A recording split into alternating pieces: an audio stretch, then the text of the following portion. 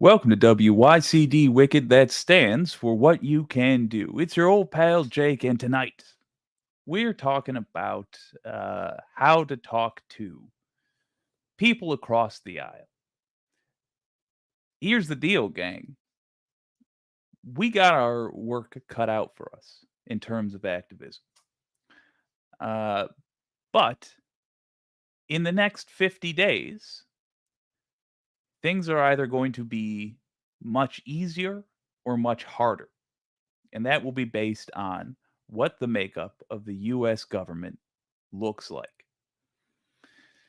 Frankly, as much as I appreciate the unecho chamber-iness of the left, in that we love to argue with each other. We just do. I think that's healthy and good, and we should keep doing it. You ain't the problem. The problem is somebody tried a coup in this country, and they have almost half the votes. Right now, it's looking great for Kamala Harris. Shouldn't be a race. Shouldn't be even remotely close. This is a bit like treating the this is a bit like us having a major concern with getting all the blood off our clothes and talking about the dry cleaning and how best to soak out the blood stains, but not addressing the knife in our chest. That's the major problem. The major problem are the Trump supporters. But look, even if you think that the majority of them are dishonest actors and are not reachable, doesn't change the fact that we're still talking about a group of roughly 70 million people. 70 million. What if we could peel off just 10% of that?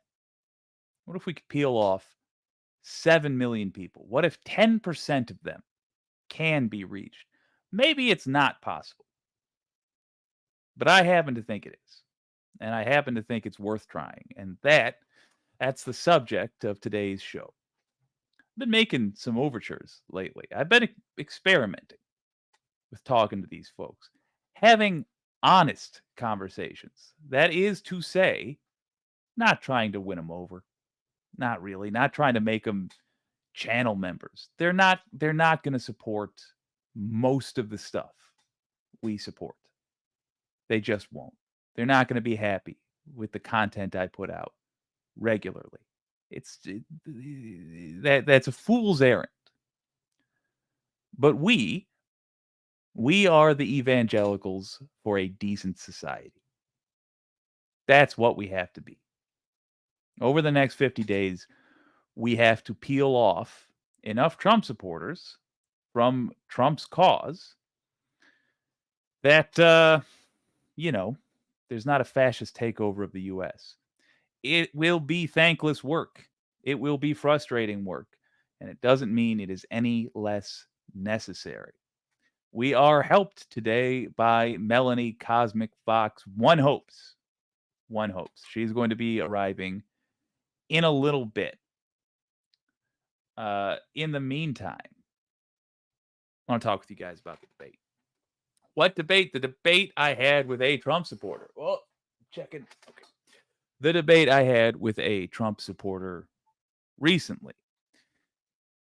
Here it is. Here's the whole hour and a half summed up in one sentence. I spent 90 minutes looking for one fact, and by the time I found it, she'd left. Hopefully Melanie can tell me how I can improve upon my performance, and also we're just going to talk about, the state of things. Let's say hi to the gang. Teddy Cool, good to see you. Where's anti-corporatist? I saw him there. Anti-corporatist. I think they're just stupid and gullible, broadly speaking. I hope so, honestly, because that's me. And I can work with me, at least as far as politics go.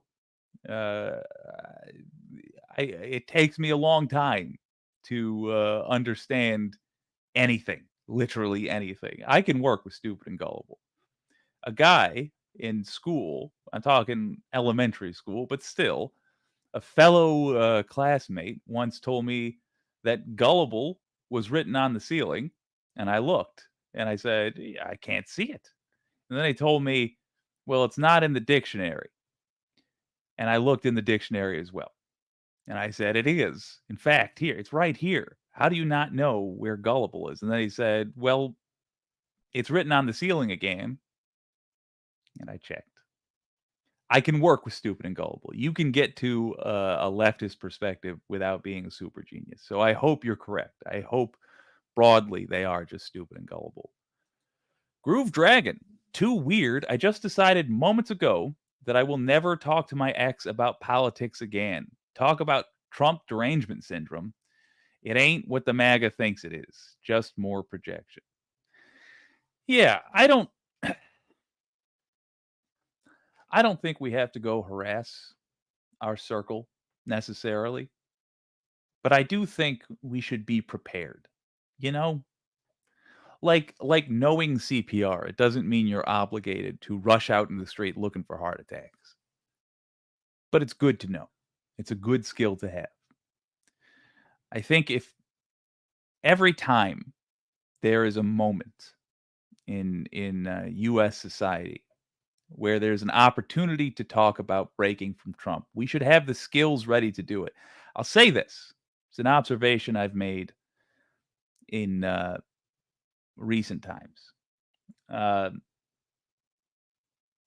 there seems to be a defense mechanism of whataboutism, or I don't even know what to call this, but distraction, basically, where the Trump supporter will say something that they know will offend a decent human being so that you can have an argument over that instead of what you were just talking about. I've witnessed this phenomenon happening a lot, and to my chagrin, I've seen it work. You want to know who it works most often on? This guy. I got played over and over publicly in front of you all. I got played. I need to build up the defense against that. It's got to be water off duck's back. We have to be like pit bulls, lockjawed on to the rope swing. I'm sorry, I'm thinking about my neighbor's dog specifically. He likes to chomp onto a tire swing. It's not accurate. It's basically just a rope with a knot in it at this point. But he likes to chomp onto that thing and then just literally swing until he gets bored. It's phenomenal to watch, frankly. Feat of athleticism. That has to be what we are, with a point that we're making. I also think, and Melanie will discuss this with us, I also think it's important to narrow things down. There are things Trump has done, a list about as long as my leg of things Trump has done individually, which are utterly disqualifying from holding public office. I'm talking robbing the US government, basically fleecing us for money. I'm talking about banning a whole religion from entering the company. He did that. He got away. Country. He did that. He got away with it. There's that one thing. It happened close to Christmas, but not quite. What was that one thing? Oh yeah, the coup. He did a coup. A list as long as my leg. We pick one. We stick with it because it does. We don't have to get that right and whatever other thing they bring up to try to distract us. It's like they're dumping a bunch of tennis balls on the ground, knowing that every time we're going to chase after it. That's something else I want to talk about with Melanie. I won't ban them unnecessarily, says the anti-corporatist, but I feel some timeouts coming. Yeah, maybe.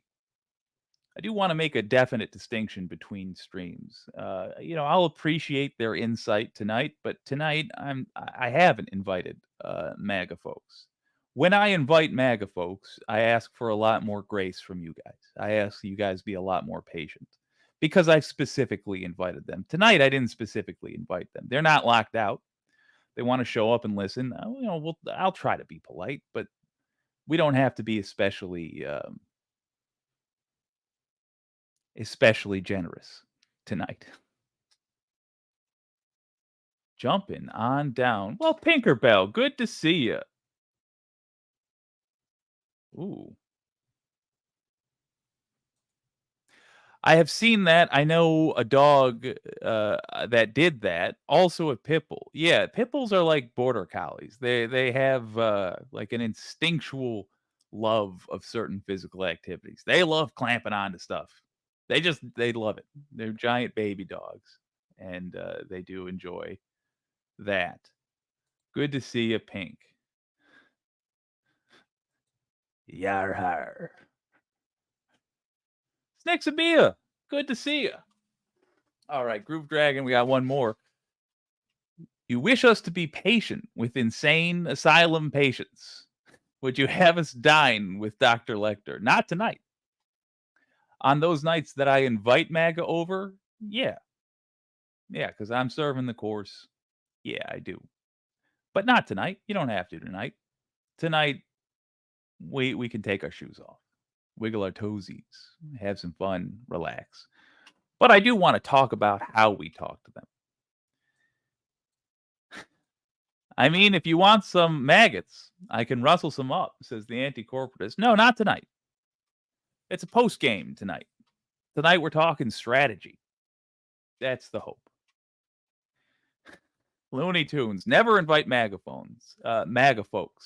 It ruins a streamer's reputation, and they'll spam Trump 2024 or whatever. I think it's good to talk with these people. Even if we find out that they are utterly unreachable, finding out why that is important. Because the fact remains, like, look, I'm talking to lefties here. We don't believe, by and large, this audience does not believe that Republicans offer anything to their constituents, and MAGA more so than the average Republican, even. The thing that nettles me so very much, though, there's no evidence. There's no evidence at all that MAGA Republicans are good for their constituents. So finding out why they think they are is valuable. If for no other reason, so that we can go to progressives and say, hey, this is how you communicate to people. Don't lie to them. Still pursue useful policy that's actually good. But look how these people got sold on this belief system. But I don't think that's so. I think we're going to find out, and I don't know, but I think we're going to find out that these people know damn well that they're not voting for their own interests. And that's fascinating. It's like looking at a car wreck. We'll see, but I'm still going to talk to them because we have to peel away enough of them. There's one other thing we can do. I don't want to make it seem like this venture is useless if we don't convert Republicans. Not so. Because there's one other thing we can do. One thing that's unique about MAGA specifically, as opposed to other Republicans, is that they are what's the populist. It's a ridiculous populism, but they are populist. Interesting. We can work with them to do things like, for example, get big money out of politics. When I say work with them, I don't mean vote for the same candidates. I mean have them talk to their candidates in their county, in their districts. Get big money out of politics. Make it so it's easier to throw politicians in prison. A huge problem we have in the U.S. So on and so forth. Well.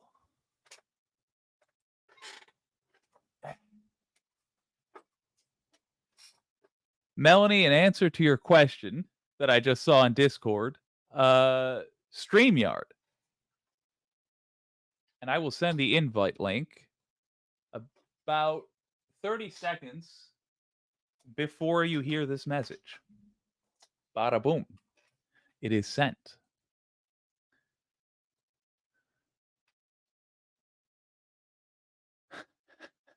The anti-corporatist. My which side are you? Oh my God. My which side are you on shirt arrived too. Hell yeah.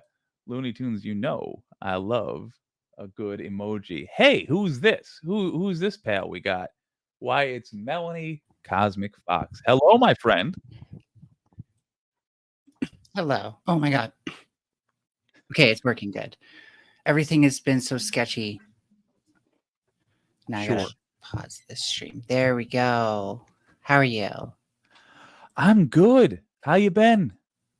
Good. I have to reprogram this background real quick, and then I'll have a nice colorful background for you guys, but I can still talk while I do it. All right, fair enough. I'm glad you are sticking with the mildly horrifying Fox-based avatar. Although I miss Pikachu a little bit. Yeah, that's the dating show avatar. Ah, fair enough. Speaking of that show, I'm kicking myself. It's effing brilliant. What a fun idea. I still want to somehow steal the concept for leftist programming. I don't know how I'm going to do it, but man. I kind of want to do something where like we're just very critical of dating culture the whole time. Like we're all kind of like the Simon Cowell of dating culture. Yes. Although on that show specifically, what's it called? Speed Date? Is that it? Riz Review, I think. I'm not a good representative for this. I don't know why they brought me on. I haven't done anything to actually help the show except for be there.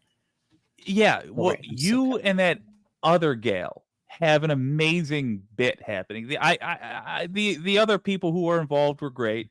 Ava or Ruby? Like, Ruby. Okay, yeah, she's fun.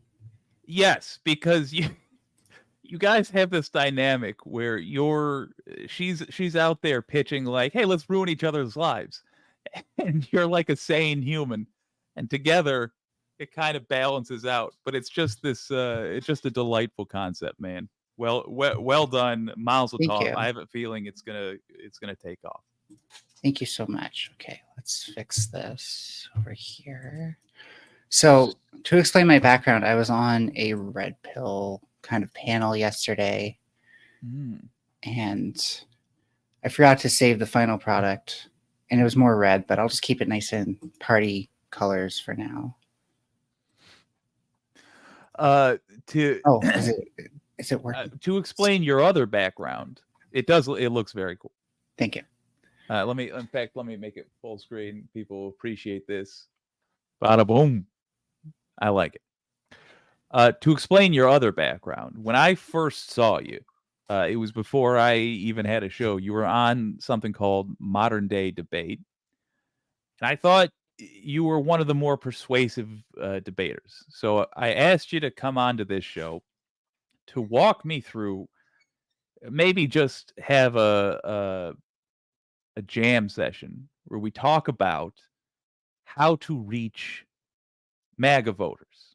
Right. And either get them to not vote or vote for Harris, one or the other will take it, or get them on board with some issues we may have of mutual interest. Case in point, getting big money out of politics. When they complain about George Soros, I feel like that's an opportunity for us to be like, okay, set aside the fact that you are just looking to be angry with a Jewish person.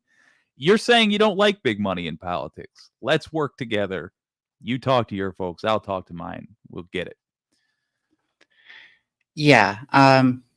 For me, it's a bit more nuanced because for me, it doesn't end at electionism. And I think, without activism, we're not doing a lot to begin with. So I don't know how much we need to invest into persuading every single Trump voter out there or, building bridges and stuff. As for debating, I will caveat this before I start criticizing anybody and just say there is technically no right way to debate. Depends heavily on who your audience is or even who your interlocutor is, depending on who you're trying to convince. And, it depends on whether or not your opponent's even good faith to begin with. And good faith is a very complicated word when you get down to it at the end of the day, but it matters. It matters that you can rely on your opponent to engage with you the way that you're engaging with them. Now, my suspicion here is that basically no MAGA voter is going to start off in good faith. I think we have a double issue of needing to bring them over, like entice them into being good faith first, and then we can begin the work that should have started right away. Have you ever had an experience where you were able to shift somebody from being like, maybe not bad faith outright, but like somebody from being obstinate to working with you to arrive at a correct conclusion? Well, it's been very rare that like anything happens within a debate. That's kind of a short time scale to actually change anyone's mind. And I don't follow up with a lot of the people I've debated because sometimes these can be like you go on a panel, someone just happens to be there. You end up spending a lot of time debating them. And then, a year later you find out like, oh, you kind of made me second guess these things. And now I'm no longer just supporting Trump mindlessly anymore.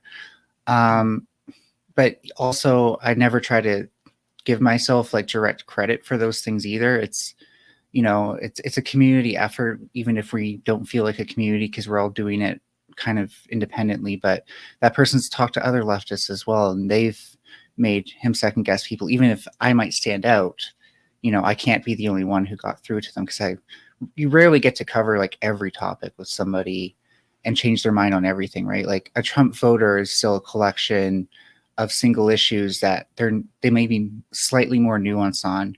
But you also have to remember like these people also come from their own communities. And this is one of the things I've had to learn is like, I've had actually some traction on getting people not to use the R slur because they come from communities and commentary communities, no less, where like they just call everything they don't like the R slur, or and sorry if this is offensive, but just to be descriptive, schizo or spurging out if they're, and it's all like kind of just a way of pointing at like, I don't like the way that this person's behaving right now.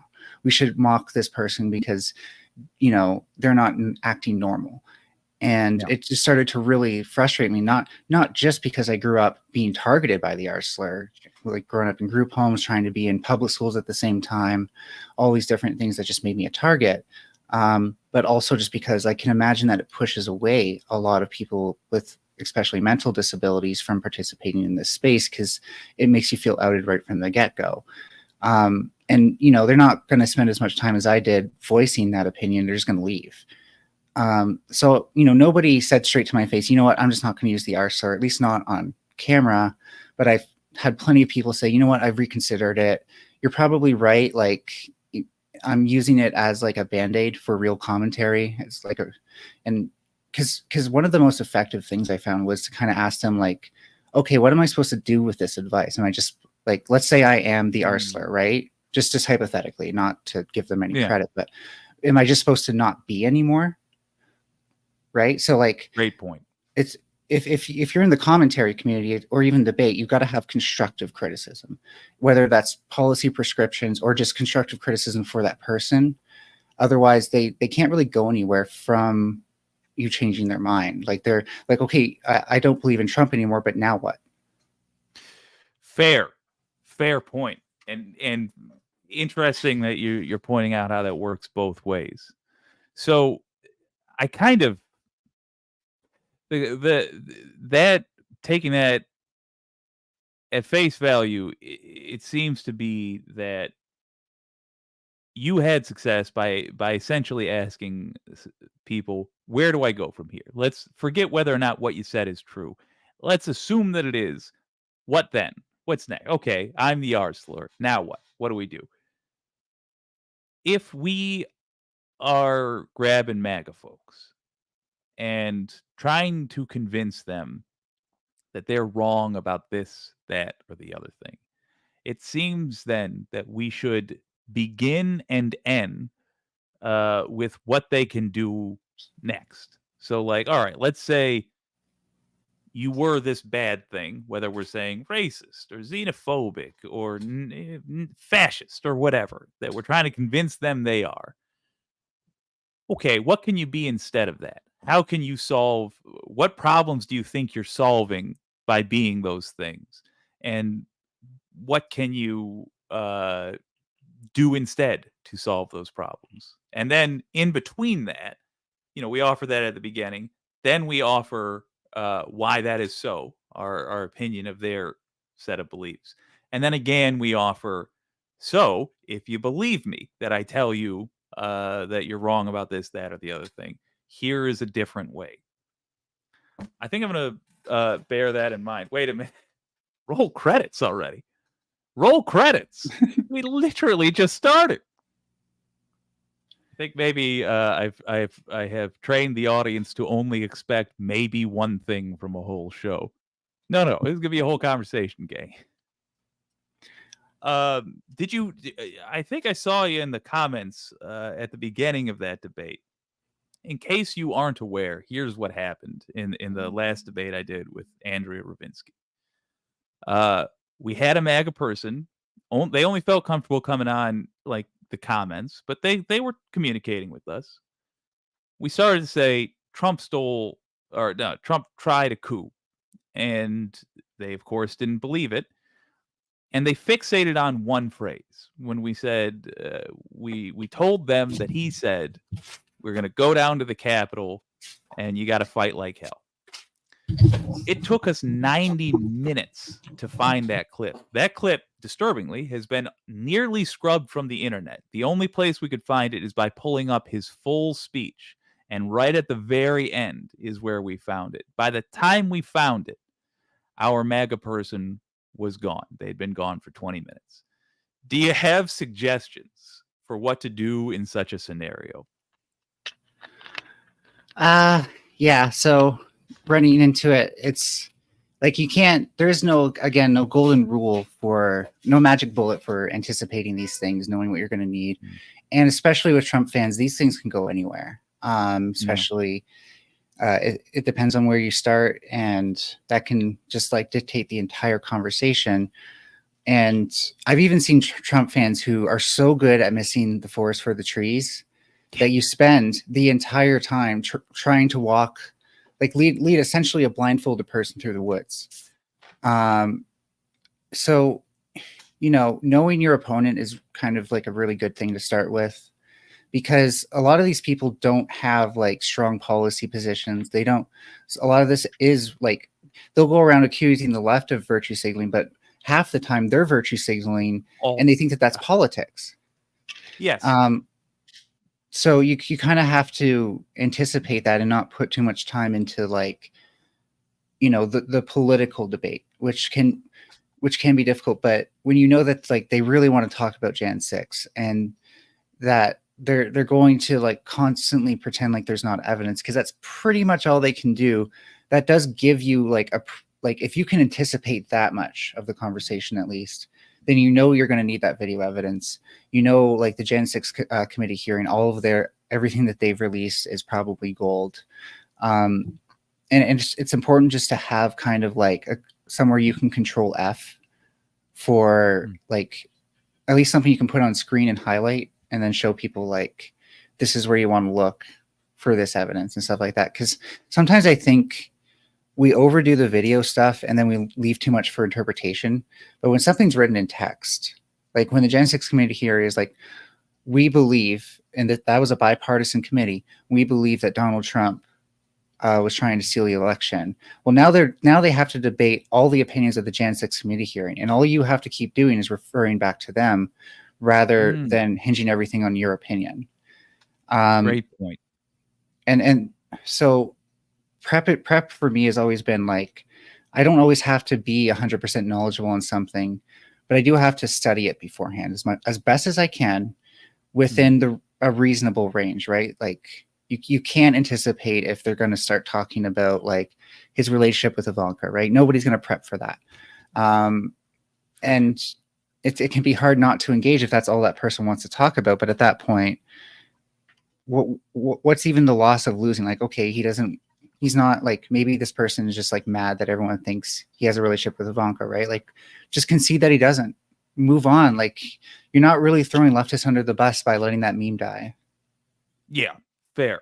And I'm a big fan of that in general, of not defending things just because they're attacking them. In fact, I found that's been like a silver bullet. I love the rug pull of not defending Joe Biden. It's so much fun. And also, I don't like defending Joe Biden, so it feels good too. But offering him is... No, go ahead. Yeah, just to add on to that quickly, just because I think that this is really solid advice. I've noticed that like a lot of people who are like against the left don't really understand the left, right? And when you're coming in as a leftist, if you tell them like, okay, you've got a point, except this doesn't really apply to the majority of leftists. So when this does apply to leftists, I agree to you, but you're talking like a fringe group, man. Like I've hardly even met any leftists who are actually like what you've said they are. And that's usually the case as well. Like I can be honest and say that 95% of the time they're missing the mark on most of us. And even when they've got something right, it's always a grain of truth. It's never the entire truth. They're missing something about us. Yeah. And when you explain like the other side of it, like, okay, you see leftists doing this and you think this. Well, what if leftists are actually doing this because of this, which by the way, aligns with our stated goals much more. And yeah. And it helps to like, sorry, just because like when they talk about Marxism, right? Like half the time it's like a call for help for you to explain it to them. And I'm not the person to do that. I'm not an economist. I'm a science nerd, but they accuse you of being a Marxist with the hopes that you'll say, well, Marxism is this and I'm not this, or Marxism is good because it's this, but they have it's not like they observed your behavior and thought, that is what Marxism is, because I know already what Marxism is. They have no idea. Yeah. And what I'm about to describe can sound very like aggressive or combative, and it's not meant to be that way. Like if you actually are trying to walk your opponent down the path and get them to see what you're seeing. And I'm talking about kind of like controlling the discussion. So just to go into that, like I'm not talking about like you have to be super assertive or toxic or anything like that.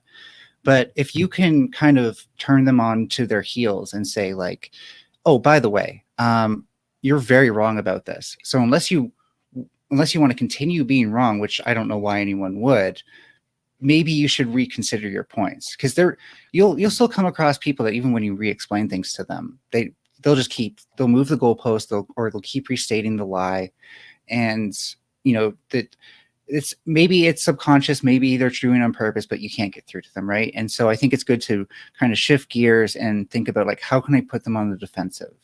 Because they're trying to put me on the defensive right now. I've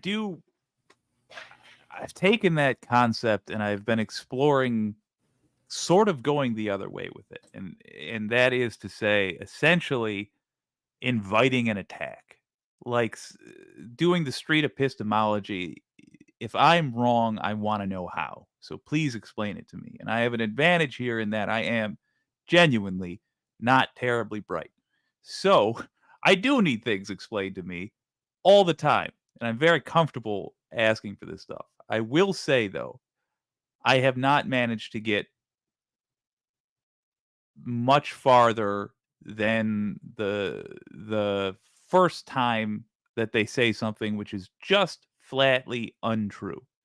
Because as soon as we hit that point, let's say I'm trying to say, all right, explain to me how I'm wrong about trickle down economics. And then they say, well, giving a hell of a lot of credit that they are even familiar with what it is, saying, well, when the boss gets a big check from the government, they spend that on their business, and then the employees get money. And you say, well, historically, that's not what's happened. And then the whole debate just becomes about that.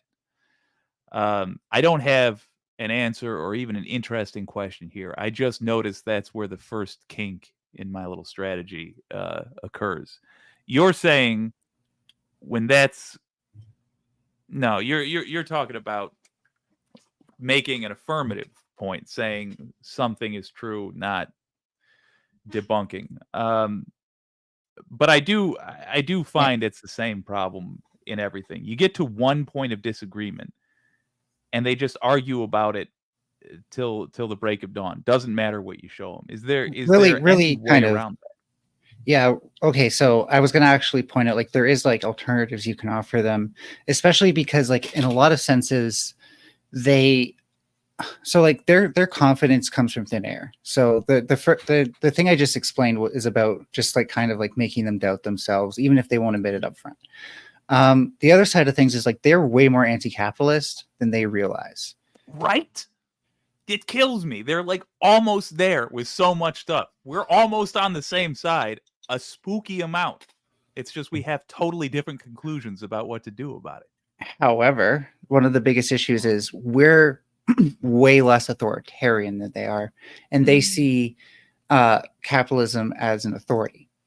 So it can be one of the toughest things to try to explain to them that capitalism was great as an response to feudalism. But now a lot of the things it was founded on are kind of like debunked experiments. We don't see them playing out like the founders said they would. And it turns out that you can't just regulate it back into functionality. So as an anti-capitalist, I find it difficult because I worry that because there's definitely like a side of like even Nazism that's anti-capitalist, because they can make it into a conspiracy, because they can do this stuff. And just by telling them to be anti-capitalist, I'm not debunking that conspiracy, and I'm possibly even making it harder for like people who do like that kind of work to do that behind the scenes, really is what they often do it, where they often do it. So some solutions are like a double-edged knife, right? Like when you empower them, you also kind of empower them to go around telling everybody else how terrible they are now. And when we enable a side that's known for associating with Nazis, the Proud Boys, all these other groups that just, if I didn't have issues listing stuff off, I could list like 10 of them right now, right? And that's all just America. So when we think about it, like, we have to think about who we might be enabling as well. And that's why for me personally, like, it's more about speaking through them to the audience of maybes. Because behind every single person who talks with a confident facade, there's a bunch of people who find it entertaining because they're saying something that they think might be true, but they also don't fully agree with them. And that's where I actually see most of my like positive responses are people who, I'll meet them in another community, like, oh yeah, I used to like this person, then I saw you debate them, and now I can't stand them anymore because I realize that they're an idiot. Probably, like, I think the most I ever gotten was like 10 different people from a single debate. And that was like, whoa, you can actually change people's minds. You just have to, you kind of have to, like, you got to make sure you're talking to your opponents, because if you just talk past them, then, people, that will be obvious and you'll see bad faith. But realize that you're talking to their audience, really. Yeah. Which, like, I grew up in that theater. Are listening will be them. I didn't grow up in theater, but like I grew up around theater. I spent a lot of like my recreational time, quote unquote, doing theater and stuff like that. And you kind of learn how to do that, right? Because a lot of your dialogue is with another actor. You're not usually breaking the fourth wall unless you're like, I did an introduction as part of one of my first like big play. And you definitely break the fourth wall in that one. But afterwards, it's all just between characters, even though it's for the audience. And we don't have to be super performative or anything. Like, everything I do with the VTuber thing is literally just because I broke my camera lens, and until I get a new one, I can't stream. So, it's like, you can be lighthearted about it even. But I think it's one of those things where once you realize you're talking through the audience, then you don't just want to tell them, hey, just be anti-capitalist. Don't think about like what real anti-capitalism is. Don't look up real anti-capitalist authors, which is the hard part of making them do that. It's just embrace that side of it. Unless you realize what anti-capitalism actually means to them at the end of the day, you don't realize how you're enabling something that can be quite violent and awful. Something you've been touching on a lot, which I think is probably where we're going to make any progress, if progress is possible with these folks, is that when you're talking to these people, you're not dealing with people who are sincerely trying to argue one way or another. And the objections that you're getting are not based on a problem with your facts. The objections that are coming up are based on psychological stuff. Let me try that again. Based on emotional stuff. So I wonder how much value there is in giving people outs. Like Exactly. a safe way to say, "Oh, think about that," or like it's like the problem of giving like a KKK member a way to whitewash what they've done. And not like, we don't have to be like morally pious on the left or anything. We don't have to say like, oh, you bought something from Starbucks, now you have to, pray to the leftist gods all of a sudden to redeem yourself. No, it's not like that. But it is like, there's something called accountability out there. And when someone's victimized someone that badly, that meant like X amount of times, the amount that it would take for them to be accountable is arguably inconceivable, because we still debate it to this day, right? Like, we don't know, like, the victims don't even think that they can do anything a lot of the time, and that's just how heinous the crime is. So I think we definitely have to like look at these people's records and be like, is this person even worth bringing over, or are they just going to bring over more problems for us? Because one of the first things I encountered, and this was right after my second debate on Modern Debates with Henry Reloaded, is that she saw a lot of transphobia from the chat, and she was like, I'm done. I'm not even going to do another debate. It was her first as well. Yeah, and that was really disheartening. I tried to convince her, like, like, we can combat this. I think James will do something about it, and it turns out he didn't. He kind of lets trans people get gaslit on there by cry bullies, and that's why I left and I was even a mod in his chat at a certain point, and then how somebody got through to him basically attacking me instead of recognizing the cry bully. But it's just one of those things where that's kind of why you don't see a lot of trans people in modern day debates anymore, because it's when you invite the other side and you don't have like kind of like a barrier for entry, we don't have standards. And these are extremists, right? Like these are people who enable violence against trans people. Then you create an inherently unsafe space for trans people. And this is kind of like a general warning, but we can't have it both ways. Like when you bring MAGA people in, you're also risking bringing in transphobes, you're risking bringing in racists, you're risking bringing in misogynists. And I think not only are you risking that, you are bringing that in. I think if you're voting for somebody that hurts various races based on the fact that they're racist and trans folks and all that, if they're voting for those things, they are those things. So I think you are bringing them in. I'm glad you're willing to take an affirmative stance, because that is my opinion too, but not everyone is willing to admit, like a lot of them think like I can change them. I've seen like a popular creator, so I don't mind name dropping her, is Stardust, who tried to like talk with Nick Fuentes and capture some of his audience. And it didn't last long, but that's kind of when I first started thinking like, what is her actual plan to combat all of the other things that are going to result from this? Because her plan is just to combat Nick Fuentes, and apparently by changing his mind, he changes the mind of his audience. But how do you know that you won't bring some of his audience over who are there to be hostile, and then they're just going to be like, well, fuck Nick Fuentes, now I'm going to be even worse because I'm not representing him anymore? All right, so where I think we disagree philosophically is that I do think there is benefit in talking to those people, but I don't disagree that you can't do essentially a light version of the thing they're doing by voting for a Republican in attempting to make a show with them. So you can't say, I'm going to allow trans people to be hurt in the name of trying to sway this person. I think you have to lay down the law and say, like, look, you've been invited. You even have to be politely. Like, you have to be more strict with them. You have to be one strike, you're out. And so that way they'll see like whoever steps over that line get punished without like any remorse. And they're going to be like, well, now I have to at least like be more clever, which isn't always a good thing. So that means that they're going to start dealing in euphemism and stuff. One of the issues is like, I think we have better chance with people who actually demonstrate the capacity to be moderate.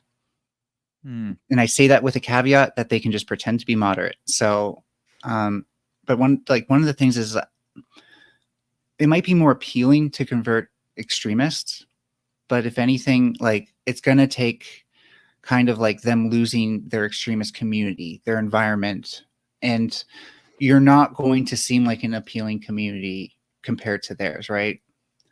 That's actually where I think we have the other disagreement. I don't even know that we disagree, but the internet and I certainly disagree. I think there is value in talking to these people, but I don't think there's value in trying to make them part of your audience. I think there's a vast difference between inviting some folks over to talk in the hopes that, exactly as you say, what you'll really reach is a few members of their audience who realize this person's full of crap. But I think it is a doomed venture to do so with the hopes that they're going to suddenly start watching your videos and liking all your stuff, because they just won't. They just will not. I've just noticed, excuse me, I've just noticed that these things are easier said than done, in the sense that, like, when you talk to a certain Trump fan, right, and someone joins your Discord server afterwards, like, you can assume it's because you changed their mind, but it can also be like you made them so mad that they're now going to like lurk there for 2 months and then just set off like a TOS bomb to try to nuke your server. Yeah. And one of the things is like, to actually have a firewall that works, you need to vet people. So my server that I have is relatively, in fact, I should invite you, but it's relatively private for that reason. Like, I want people there who are there to feel safe, plain and simple.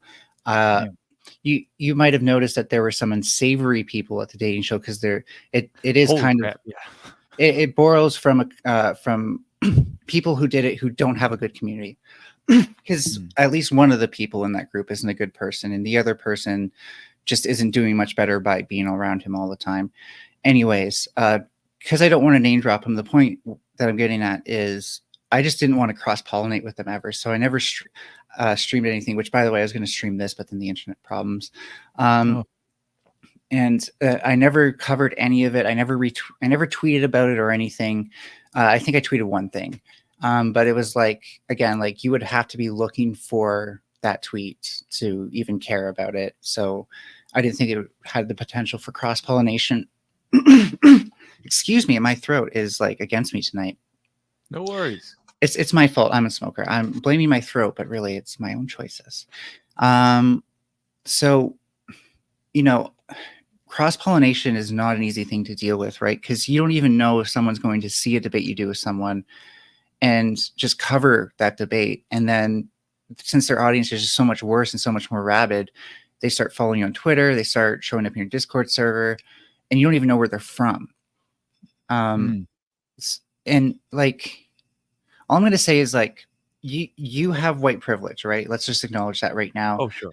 People aren't going to think like, I'm going to go in there and start attacking his transness or his blackness or the fact that he's a woman. And that these things are genuinely a lot harder for people who don't have that privilege, because you just don't get valued the same in this space. And so what I genuinely worry about is that since we're not valued as much in this space, a lot of people who are here come in humbly. They come in kind of, what's the word for it? Like they're just demure. They don't come in like I do, outspoken and strong, because we're a minority, right? And this isn't like, if a place is majority white, majority cis or whatever, then who are you to speak out? And I definitely know that feeling, even though I don't respect it. But with that point in mind, right? Like that means that we are so much more vulnerable to being kicked out silently. And you might not even notice this happening despite your good intentions. And that's why, like, for me, it actually is kind of important that if I notice this happening, I call it out and I see, what does this person say? Do they care even? Because I've noticed too many panelists just don't care. Or sorry, panelists. I mean to say panel hosts, but also panelists. No, point taken. Absolutely. Although I maintain that the people who are believers of that nonsense, bigots, basically, of all varieties, those are the people for whom I think it's maybe not necessary. I think it would be a good thing to debate, to bring to the table, because there is a huge movement of bigotry in this country. Look at the poor Haitian immigrants in Springfield. Well, you realize liberals also kind of have their own deep-seated bigotry, like the bigotry of good intentions, right? Or like, have you ever heard of the philosophy of biopolitics or even necropolitics? No. Okay, that's really good to look into, because like, from my perspective, especially Democrats are just being like the poster children for this, of like, they're not fascist, but they're so not anti-fascist that they might as well be helping the fascists. They're about one hair's breadth away from collaborator. Yeah. And this extends kind of down to like the populism of Trump, and why we see some Democrats switch to Trump almost inexplicably. Like when you press them on it, so like, I still don't get where you're doing it. It's because this part of them never gets checked, because they normally can just say like, I'm a democratic anti-racist. And that's like kind of like it's really easy for liberals to say that now, or to say like, I'm pro-trans, but then like at the end of the day, it's like, well, you know, with athletes and sports and stuff, I think we should hold trans people back from sports while we also try to do studies on these things, even though that doesn't make sense. So, you know, they're not always the best allies. And what that leads to is them standing by for the violence against trans people, against women, against minority racial groups and stuff like that. I don't want to keep saying black all the time, by the way, just because then I start to feel like a bit of a lib. With the point being, though, that like I think that it's important to understand that there's a huge gap between racism and anti-racism, and it's too easy to take the path of least resistance, kind of fall in between. And like the in-between is not anti-racism. It can't be, because it still gives some credit to some form of racism, especially in 2024, where we've eliminated most of the obvious forms. When you give credit to the less obvious forms, which Democrats will just subconsciously do sometimes when Trump speaks, like not even challenge some of the more racist stuff he codes, then it becomes harder to actually fight racism, especially in a systemic way. Understood. So my point was, like, maybe you should become more adamant about finding like the liberals who still kind of hold on to these beliefs. I'm of the belief that they are the same thing. Hold on to your butt, because we're going on a political journey. And I may be totally wrong, but I am sincerely of the belief that they are almost identical to Republican voters. I'm talking all voters here. Liberals are almost identical to Republican voters, and they are both almost identical to MAGA in that none of them have an understanding of what they are talking about. But they have various grievances and a cultural lens through which they view those grievances. So all of them experience the same thing, maybe different things, but all of them experience problems. Price of eggs, price of gas, yada, yada. Family member died in the war. Which war? What? Take your pick. And then they go to their cultural leaders, I would suppose I'd call them. And those leaders tell them, aha, the people we normally vote for have the answer this time. Even though things have been on a steady decline for 40 years, the people we always vote for, they've got the answer. And here's what it is. And with Democrats, it's a more educated crowd. So the grift has to be a bit closer to reality. With Republicans, it's a bit more of an educated. I'm talking separating Republicans and MAGA. It's a bit more of an established crowd. It's a bit more old money. And so again, it's got to follow a line of thinking that's a little more grounded in reality. In MAGA, next to no education or anti-education. They have been taught wrong intentionally. But I think by debating MAGA folks, we're choosing hard mode intentionally. We're choosing the most obstinate folks. Thoughts on that? Do you think these folks have basically the same flaw, which is they don't really understand any of this stuff and they're just viewing it through a cultural lens? Yeah, I separated on, like, it's not that they're trying to be authoritarian or whatever as much as the right is. It's that they just don't have the safeguards that they have aren't really that good. They're really like old timey, and this is like how Democrats are old timey for like their idea of like, oh, we can just regulate capitalism and stuff like that. Like that's no longer just that people don't believe that in 2024. So what I've kind of like started doing is, instead of saying like, okay, well, am I going to go for liberals or Trump fans, saying all of them? I'm just going to like, yes. And what I do is I attack the tents that they're really under, because we think like, oh, the big tents are Democrats or Republicans. Like, no, the big tents are nationalism. The big tents are, unspoken racism or euphemistic racism that still exists in the Democratic Party today.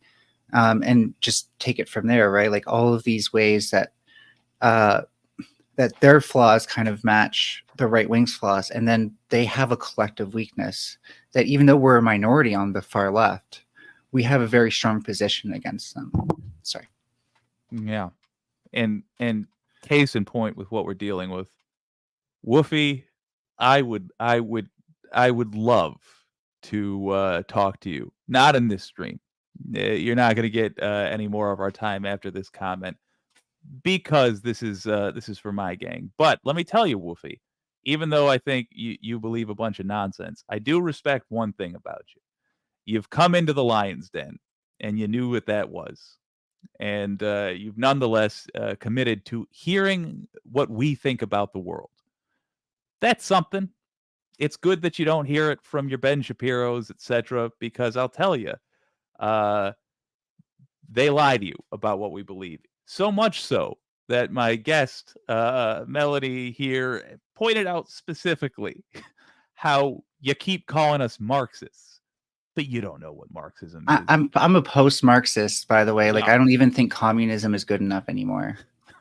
Yeah, I'll tell you, I don't think I'm a Marxist. I don't know enough about Marxism to say for sure, but I know That just means that you're an unknowing Marxist, which is even worse because you are brainwashed.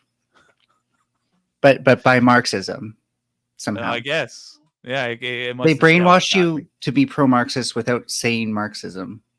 Good God. They got me. The Reds, after all, they got me. Oh. So I feel like I've said my piece for the most part. Fair. And I could go on ad infinitum because there's all these like micro issues we can get held up on. The general point is that everything's kind of easier said than done. And it might be worth like second guessing yourself, even with like how you bring people like into the fold and stuff like that. All I'm saying is like there are also Democrats that still need rescuing and being brought into the far left. True. And that may be a more worthwhile use of our time. I'm just taking advantage of this particular atmosphere where I personally feel like we got no choice but Harris at the like I'm not going to feel bad because I'm not out there supporting Jill Stein this time around. I feel like it's an opportunity to hone, if nothing else, hone our skills at rhetoric. I saw the thing that shook me so greatly recently was that James Baldwin debate. And I just remember thinking like, God damn, how were we so good at talking in the 60s and not now or 50s or whenever it was? Well, Look, part of it is that people didn't think of themselves as being rhetoricians. Like now we have 1,000 of us on the internet. I have one more question. It's a theory. I want to get your take on the theory. I think that the way to appeal to the far right is not a question over whether or not we even should bother trying, but if we're going to try, the way to appeal to the far right, the worst possible way, is the way the Democrats try every 2 years, where they compromise,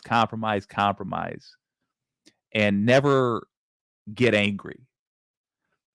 That's why, specifically, that's why I had Andrea Ravinsky with me on the show, on the debate last time, because I do think that the folks who support MAGA, they don't judge the strength or the sincerity of belief off of facts. I could do a printout showing that literally everything I said is true and verified by a group of independent scientists. They're aliens from space. They don't even care about human goings on, but they verified that what I said is true, and it won't matter. But they are looking for us to behave as though the things we're saying are true.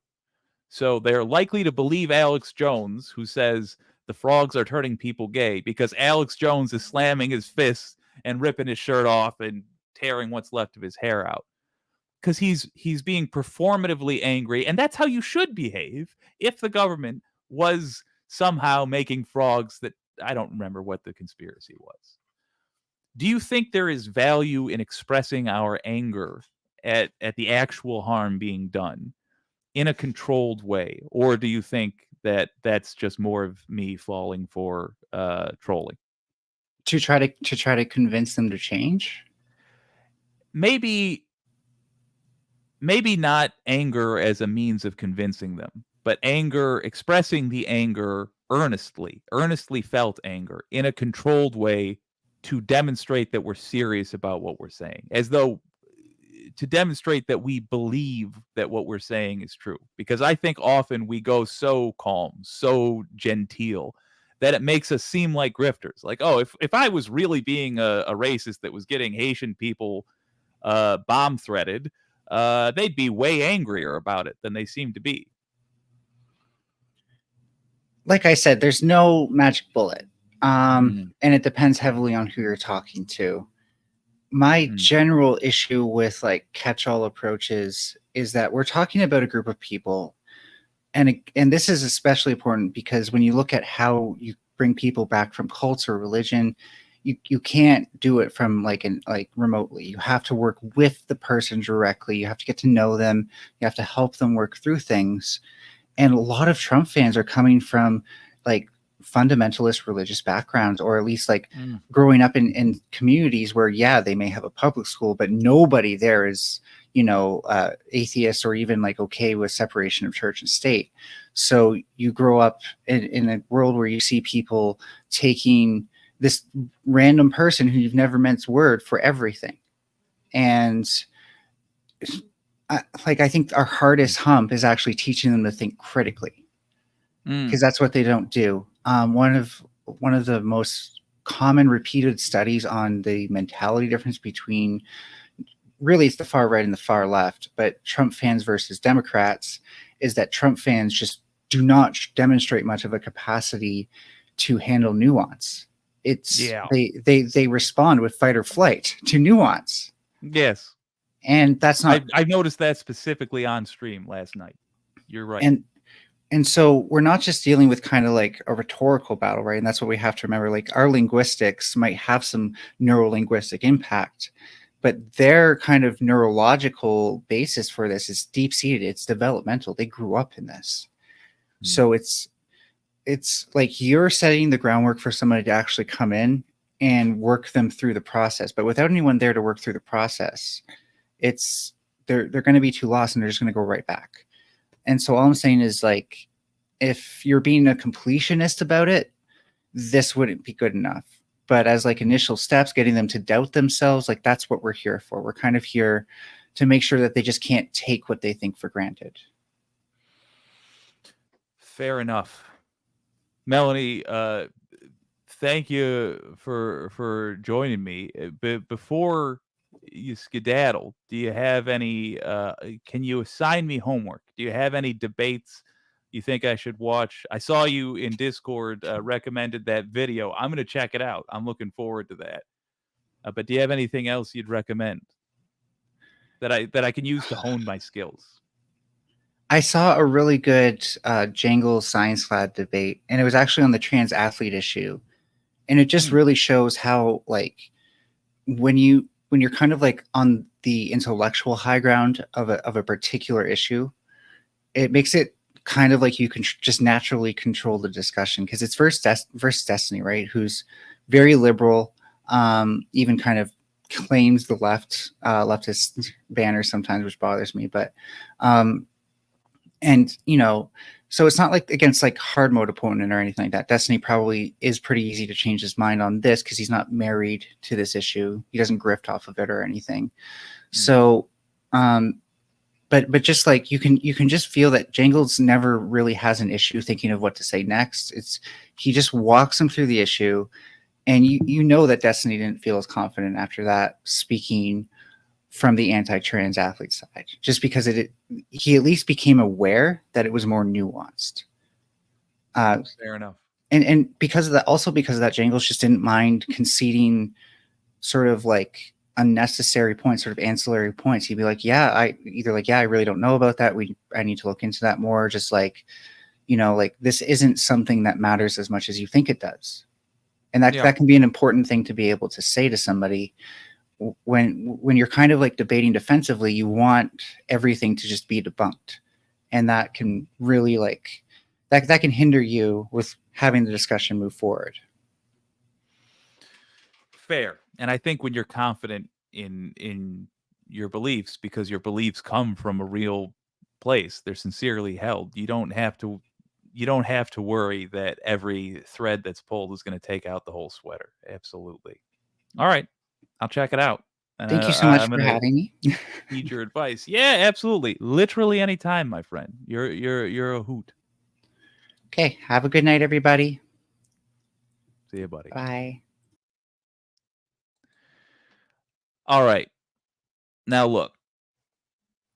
Let's talk about the difference between lying and saying something that is untrue. I don't think I lied to you. earlier. I don't think I did, but I might have said something that's untrue.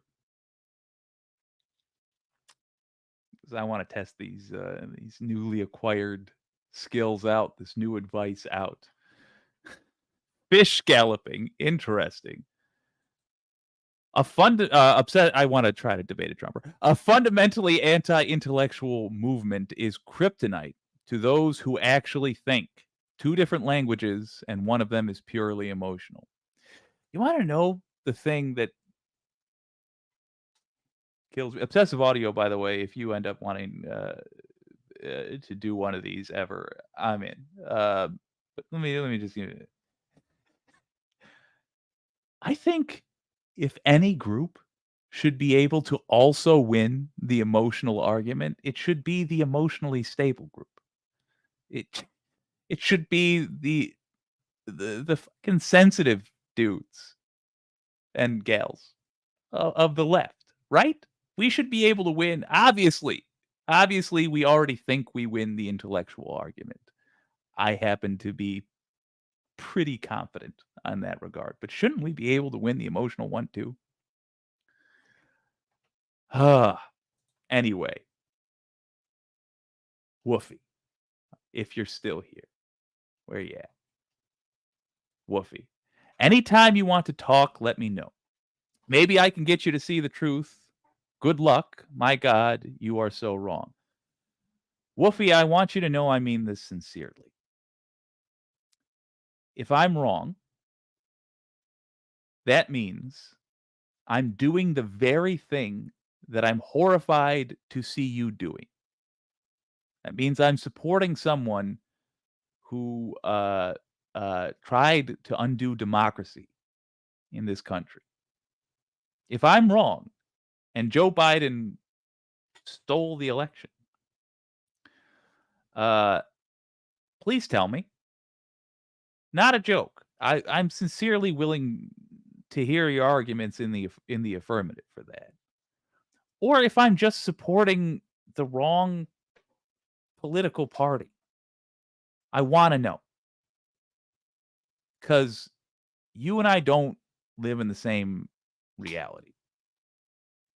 And one of us is incorrect, flatly. So I'll tell you this. When I was telling the audience earlier, I might have lied. I said I wasn't inviting MAGA folks on tonight. Nah, I'm going to invite you on. Sound off in the comments, Woofy. We're going to switch to host mode, as in we're going to all be about 20% nicer. Want to be clear, and I'm not accusing you directly, but I just want to lay the ground rules up front. No bigotry will be permitted. None. But I want to invite you on tonight, right now. I'll send a link in the chat. I want to invite you on for an earnest discussion of our political beliefs. I'm not even trying to debate you here. I'm trying to figure out why you believe what you believe. And for God's sake, if I'm wrong, save me. Tell me how I'm wrong. Tell me how I'm wrong. I'd love to. First, Mars Falcon.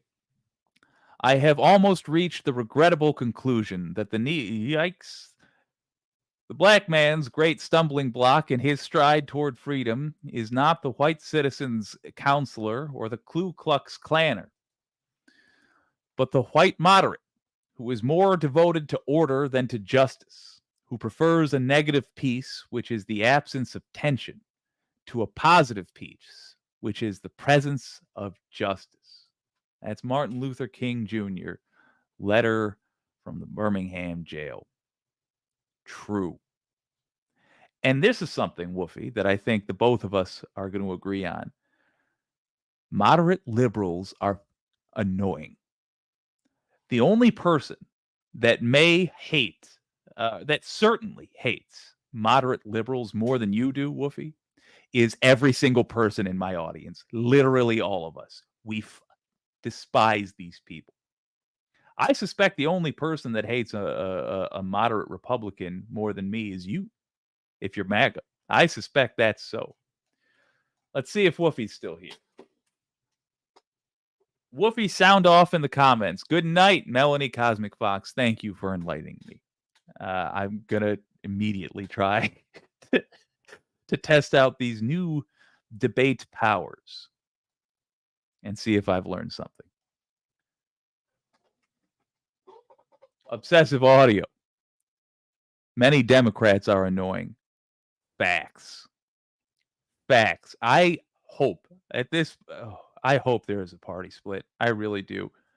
Truth be told, gang, a big part of the reason, not nearly the entirety of it, not even the majority of it, but a goodly part of the reason that I hope that the Republican Party just goes away entirely is because that what do you call it? Gap, void, whatever, will have to be filled by something, and I'm hoping we get a party split in the Dems because I hate about 60% of them.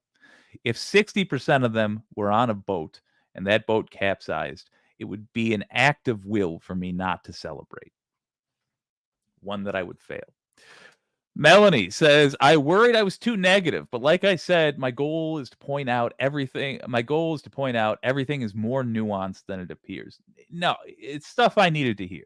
In particular, the danger of inviting folks on that are going to harm the communities I'm specifically trying to help. You're not wrong. You're not wrong. And it's happened all the time. And I'm sure the dangerous thing is it's happened from folks who had maybe not the best of intentions. They were still trying to make money on the internet, but really good intentions. Ugh. So I'll try not to be that. I do still think there's value in talking to these folks, but I'll try not do more than try. I'll make damn sure I'm not harming the communities that we're trying to help. Groove Dragon, let us speak of a lack of love rather than a hate towards others. Facts. Yes, sir. Mars Falcon, notice there is always a total lack of any substance to these challenges you entertain, Jake. Just saying. Weed through them. I weed through everything. Weed through them and try to find one argument about anything. They disagree, no examples. No, it's true. That's true. But that's the whole thing is we go into this knowing that they don't really have policy beliefs because they don't really understand policy because their policies are literally nonsensical. They're contradictory. You cannot you come across people who believe both that Trump was the secret president and Joe Biden was responsible for gas prices falling and the president controls the gas prices. And you say, well, wait a minute. If Trump's the secret president, then he's the problem with gas prices, isn't he? And they in the moment do logical backflips to explain why Biden bad but Trump good still. They don't have policy beliefs. So then we are left with the question of why are they pretending that they do? That's what we need to get to. Look, if Woofy is still here, and I don't think that's the case, I might have missed that train, but I do love casting that line out. I don't even like catching a fish all the time, but the act of the cast is Woofy, even if you think that I'm wrong about all of my policy beliefs, what you can't say is that they don't line up. They follow a logical thought. I follow historical examples. I cite those. There's a theory at work here. It's not just random stuff that a billionaire told me. So I may be wrong. You may point out to me that I'm wrong. And by the way, to let you know that that I'm serious when I say that, I used to have very different political beliefs that I was maybe not as sure about, but pretty confident in. So it won't be new to me to have my beliefs drastically changed. What hasn't changed is my morals, Woofy. My morals have not changed.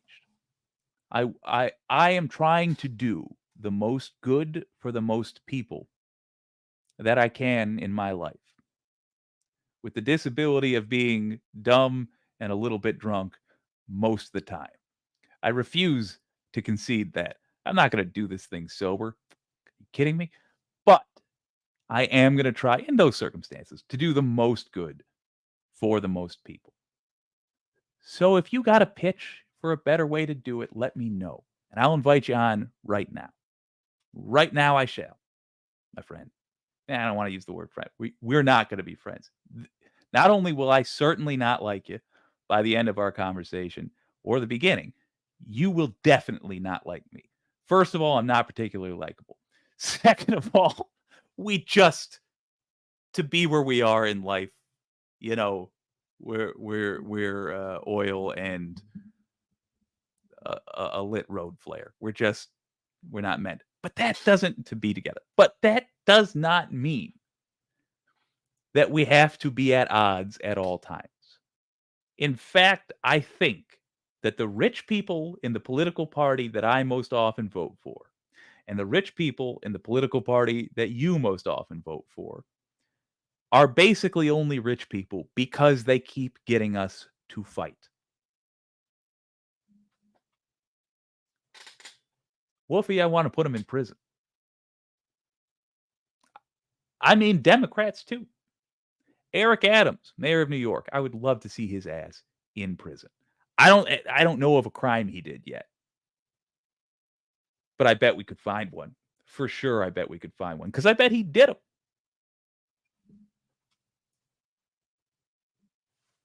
But so did Trump. You got to not be loyal to these folks. I'm not loyal to Democrats already. I can't wait. Sharpen our knives. Let's get them. But it can't be a one-way street. Anti-corporatist. Wait, I got that. Man, I don't know how those never come up elsewhere. It's like when my mom invented saying being a dead horse. Although she swears she didn't, but both my son and I swear we heard it. Fair enough. Snixapia. Trump is like a deadbeat dad who takes you to the carnival once a year, then lies to you the rest of the time. Yeah, that is essentially who he is. Obsessive audio. There are differences between legit conversation and just trying to gotcha the other side. Effort's laudable. Thank you, man. I'm trying.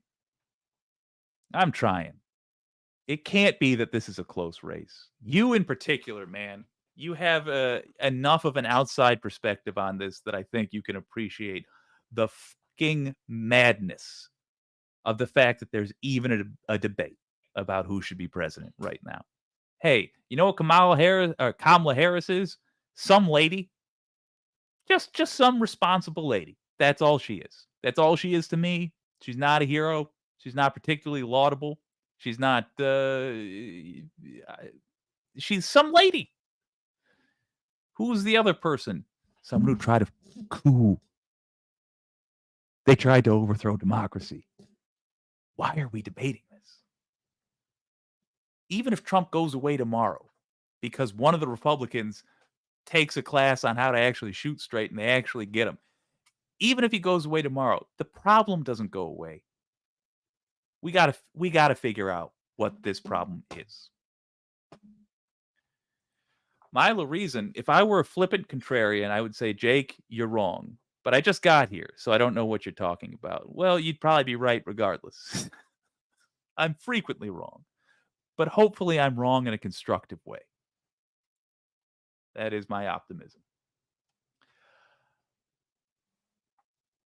Yeah, she's fine. She's fine. You know what? If I was supposed to drive my nephews and nieces home from school and my car broke down, I wouldn't feel terrified to find out that Kamala Harris was the Uber driver who I called to pick him up. And then my furious sister would ask me why I didn't take the Uber to the school, and I'd be like, I guess I should have. The anti-corporatist, I hope that I'm wrong and she does something better in Gaza. Now that bar is in hell. Yeah.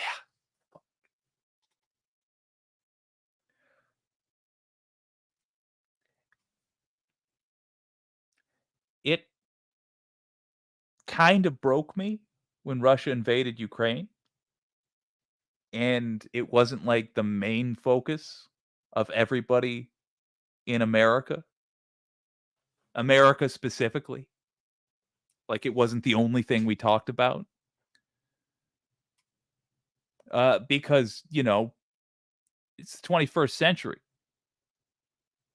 We don't change our borders like that anymore. But you know what? At least there was bipartisan support for Ukraine. But god damn. Gaza? And Americans supporting the bad guys here? It's the little Iraq war. It's the exact same thing that happened on 9/11. Far-right extremist government, or organization, I suppose, sent a group of terrorists to attack the citizens of a country. The far-right extremist government of the country that was attacked did not avenge their citizens. They did not seek justice. They used it as an opportunity to exploit the tragedy. They used it as an opportunity to invade another country. It was goddamn maddening. And we learned nothing. That's what broke me the second time, is that it demonstrated this generation that lived through that nonsense learned nothing. Not a single thing. Snicks is right about what? Let me jump up. We need to make their reality better so they don't have to. Trevor Barnes, right-wingers live in their own fantasy land. Yes, says Snixabia, and we need to make their reality better so they don't have to. Facts. Facts. That is correct. And if there are right-wingers listening who don't want to get immediately pounced on by your old pal Jake, let me just tell you, that's our deep, dark secret here on the left. Even if we're wrong, I'll tell you this. We sincerely believe that we're going to make your lives better. We are sincerely trying to make your lives better. We're also trying to make everybody's lives better, but you're part of everybody.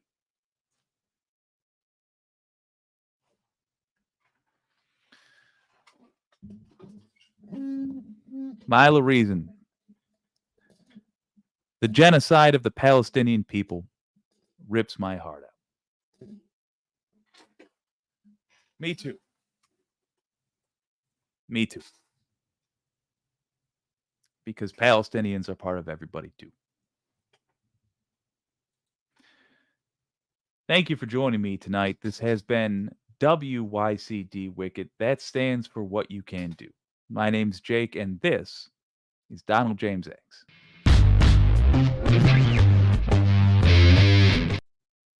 Or at least it was supposed to be.